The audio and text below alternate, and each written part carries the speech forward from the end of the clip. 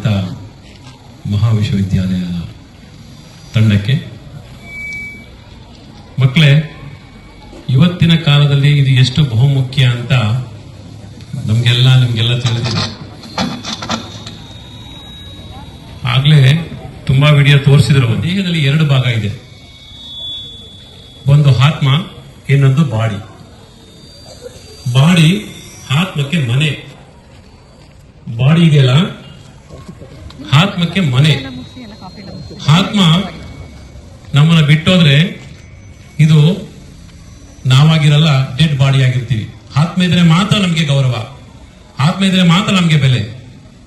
ಆತ್ಮ ನಮ್ಮಿಂದ ಹೋಯ್ತು ಅಂದ್ರೆ ಇದನ್ನ ನಮ್ಮನ್ನ ಯಾರು ನಮ್ಮ ಹೆಸರು ಕರೆಯಲ್ಲ, ಇದು ಶವ ಅಂತ ಕರೀತಾರೆ, ಡೆಡ್ ಬಾಡಿ ಅಂತಾರೆ ಅಲ್ವಾ, ಕರೆಯಲ್ವಾ? ಸತ್ತೋದ ಸದಿಕ್ಕೆ ಯಾವ್ದಾದ್ರು ನಿಮ್ಮ ಹೆಸರು ಕರೀತಾರ? ಸತ್ ಬಾಡಿ ಅಂತಾರೆ. ಹಾಗಾಗಿ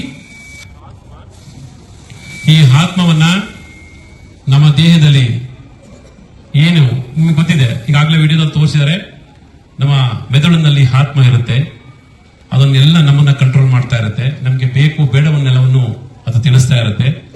ನಾವು ಯಾವತ್ತೂ ಸಹಿತ ಒಳ್ಳೆದ್ರ ಕಡೆ ಗಮನ ಹರಿಸಬೇಕು. ನಾವು ಸಾಧನೆ ಕಡೆ, ಒಳ್ಳೆಯ ಸಾಧನೆ ಕಡೆ ಗಮನ ಹರಿಸಬೇಕು.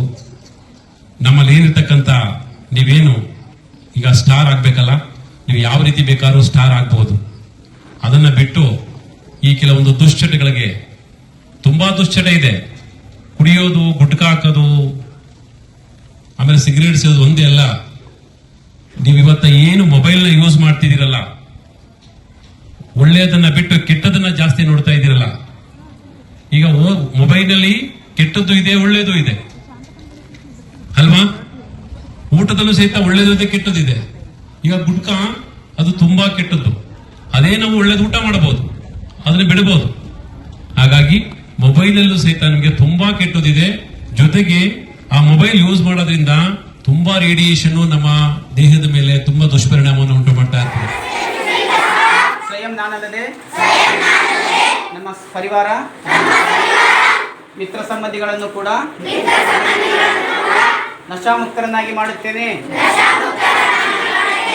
ನಮ್ಮ ಪ್ರದೇಶ, ನಮ್ಮ ರಾಜ್ಯ, ನಮ್ಮ ದೇಶವನ್ನು ನಶಾಮುಕ್ತ ದೇಶವನ್ನಾಗಿ ಮಾಡಲು ನನ್ನ ಶಕ್ತಿ ಅನುಸಾರ ಒಂದು ಉತ್ತಮವಾಗಿ ಒಂದು ಕಾರ್ಯಕ್ರಮವನ್ನು ಆಯೋಜನೆ ಮಾಡಿದ್ದಾರೆ. ಇದು ನಮಗೆ ಸರಳ ಅನ್ಸ್ಬೋದೇನೋ, ಆದ್ರೂ ಇದು ಒಂದು ಕೇಂದ್ರ ಸರ್ಕಾರದ ಒಂದು ಉದ್ದೇಶ. ಇದನ್ನು ಯಾಕೆ ತೋರಿಸಿದ್ದಾರೆ ಅಂತಂದ್ರೆ, ನಿಮಗೆ ಶಾಲಾ ಮಕ್ಕಳಿಗೆ ಯಾಕೆ ತೋರಿಸ್ತಾ ಇದ್ದಾರೆ ಅಂತಂದ್ರೆ, ಶಾಲಾ ಮಕ್ಕಳು ಎತ್ತೆಚ್ಕಲಿ ಅಂತ, ಯುವ ಪೀಳಿಗೆ ಎತ್ತೆಚ್ಕೊಂಡ್ರೆ ನಿಜವಾಗ್ಲೂ ದೇಶ ಉದ್ಧಾರ ಆಗುತ್ತೆ. ಅದಕ್ಕೋಸ್ಕರ ಇಂತಹ ಕಾರ್ಯಕ್ರಮಗಳನ್ನ ಬ್ರಹ್ಮಕುಮಾರಿ ಸಮಾಜದವರು ತುಂಬಾ ಚೆನ್ನಾಗಿ ಆಯೋಜನೆ ಮಾಡಿದ್ದಾರೆ. ಆ ಸಂಸ್ಥೆಗೆ ನಿಜವಾಗ್ಲೂ ಸಹ ನಾವು ಧನ್ಯವಾದ ಹೇಳ್ಬೇಕು. ಅದರಿಂದ ಈ ನಮ್ಮ ಶಾಲೆಗೆ ಬಂದು ಉತ್ತಮವಾದ ಒಂದು ಕಾರ್ಯಕ್ರಮವನ್ನು ನಡೆಸಿಕೊಟ್ಟಿದ್ದಾರೆ. ಸಂಸ್ಥೆಯವರಿಗೆ, ಇಲ್ಲಿ ಬಂದಿರ್ತಕ್ಕಂಥ ಆ ಸಂಸ್ಥೆಯ ಎಲ್ಲ ಸದಸ್ಯರಿಗಳಿಗೂ ಸಹ ನಮ್ಮ ಶಾಲೆಯ ಪರವಾಗಿ, ಸಂಸ್ಥೆಯ ಪರವಾಗಿ ವಂದನೆಗಳನ್ನ ಸಲ್ಲಿಸ್ತಾ ಇದ್ದೀನಿ. ಜೈ ಹಿಂದ್, ಜೈ ಕರ್ನಾಟಕ.